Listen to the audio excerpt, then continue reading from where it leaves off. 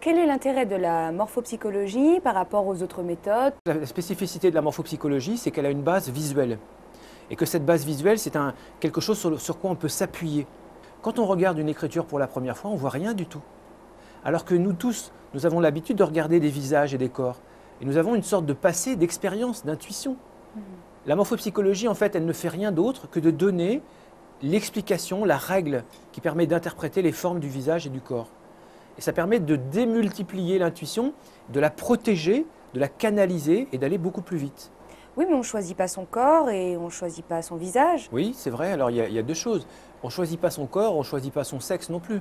Pourtant, on est homme ou femme et ça détermine en partie notre personnalité. Est-ce que c'est le corps qui crée la personnalité ou la personnalité qui crée le corps? On n'en sait rien et il n'y a pas de réponse. Ce qu'on sait, c'est que l'être humain est profondément uni et ce qu'on sait, c'est que quand le corps évolue, la personnalité suit également. Donc ce schéma résume en fait ce qui va se passer.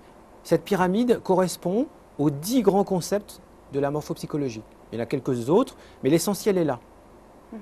Et dans la cassette, nous verrons les 5 premiers, qui constituent la base.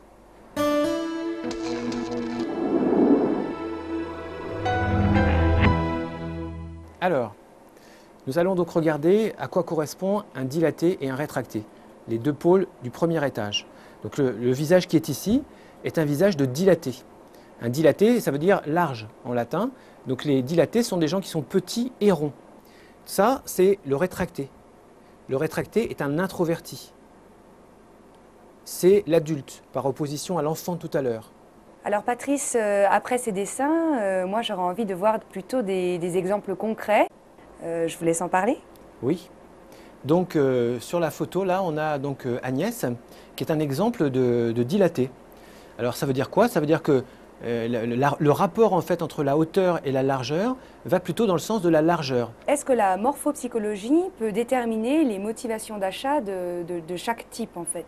Oui, bien sûr. Donc par exemple, le dilaté extraverti, c'est quelqu'un qui va acheter par plaisir. Et moi par exemple, je serais plutôt de quel côté? Alors ce qu'on va faire, c'est qu'on va mettre sur la pause et on va laisser les spectateurs chercher et après je donnerai la réponse. D'accord.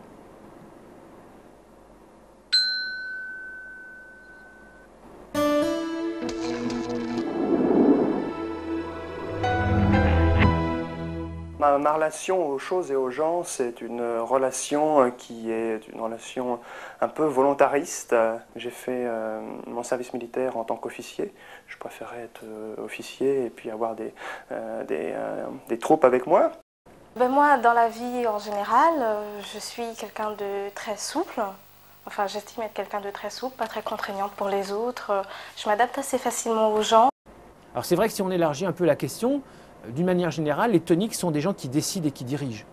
Et les atones ont plutôt des métiers où il faut aider, accompagner, soutenir. Et maintenant, ce que je vous propose, c'est de déterminer si vous êtes plutôt tonique ou atone.